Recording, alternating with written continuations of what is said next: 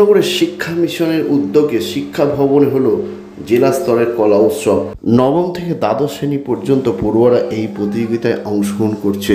23 থেকে টানা 26শে সেপ্টেম্বর পর্যন্ত চলবে প্রতিযোগিতা। এই নিয়ে কথা বলেছিলাম প্রতিযোগী দীপান্বিতা সেন, জাজ দীপালি চক্রবর্তী থেকে এডিও শরীফউদ্দিন শেষের সঙ্গে। তাদের বক্তব্য শোনাবো, আর এই নিয়ে আজকাল বিশেষ প্রতিবেদন। কৃষ্ণনগরের শিক্ষা মিশনের উদ্যোগে শুরু হলো কলা উৎসব, চলবে 27শে সেপ্টেম্বর।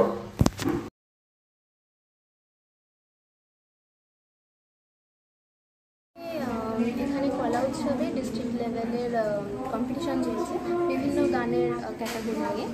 আমি দীপান্বিতা সেন, আমি Kalyani university experimental high school থেকে এসেছি এবং আমি ডিভোশনাল সং ক্যাটাগরিতে কম্পিটিটর হিসাবে এসেছি।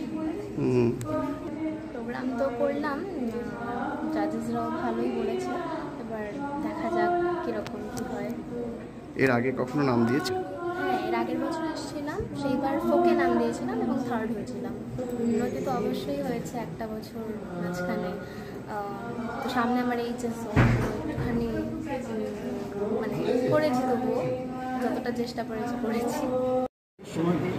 ভালো, তাকে ছেড়ে কাকে আমরাই মানে বিপদে পড়ে যাচ্ছি এদেরকে দেখে। এত সুন্দর গাইছে সত্যি, মানে দেখছি আরো 10 জন ক্লাসিক্যাল আছে, ক্লাসিক্যাল আছে, কল্যাণী ইউনিভার্সিটি এক্সপেরিমেন্ট করেছে। কলা উৎসব এটা হচ্ছে আমাদের জাতীয় একটা কর্মসূচি। ক্লাস 9 থেকে 12 ক্লাস পর্যন্ত বাচ্চারা এরা অংশগ্রহণ করতে পারে। এখানটায় 6টা ট্রফিকে তারা অংশগ্রহণ করে: থিয়েটার, ড্যান্স, ড্রামা, গান, মিউজিক, তারপরে যে চারুকলা, এই বিভিন্ন 6টা ক্ষেত্র আছে। বাচ্চারা একাকী অংশগ্রহণ করতে পারে, আবার টিম হিসাবে করতে পারে। তো সেটা আমরা 2016 সাল থেকে শুরু হয়েছে। আমাদের নদিয়া জেলা প্রতি বছরই ভালো উল্লেখযোগ্য জায়গা করে নেয় আমাদের ছাত্রছাত্রীরা। গত বছর আমাদের নদিয়া থেকে রাজ্য স্তরে 5 জন স্থান পেয়েছিল, আর 3 জন ন্যাশনাল লেভেলে অংশগ্রহণ করেছিল। 3 জন হচ্ছে একদম রাজ্য লেভেল প্রথম হয়েছিল। এই 3 জনের মধ্যে আমাদের একজন চারুকলাতে ন্যাশনাল চ্যাম্পিয়ন হয়, মানে 1, 2, 3 বা প্রথম, দ্বিতীয় বা তৃতীয় হতে পারেনি, কিন্তু তারা অংশগ্রহণ করেছিল আমাদের রাজ্য স্তর। এবার আমাদের এখানে নদিয়া জেলাতে শুরু হয়েছে 23 তারিখ থেকে 26 তারিখ পর্যন্ত প্রোগ্রামটা চলবে। 26 তারিখে আমাদের সেকেন্ড হাবে পুরস্কার বিতরণী অনুষ্ঠানটা হবে।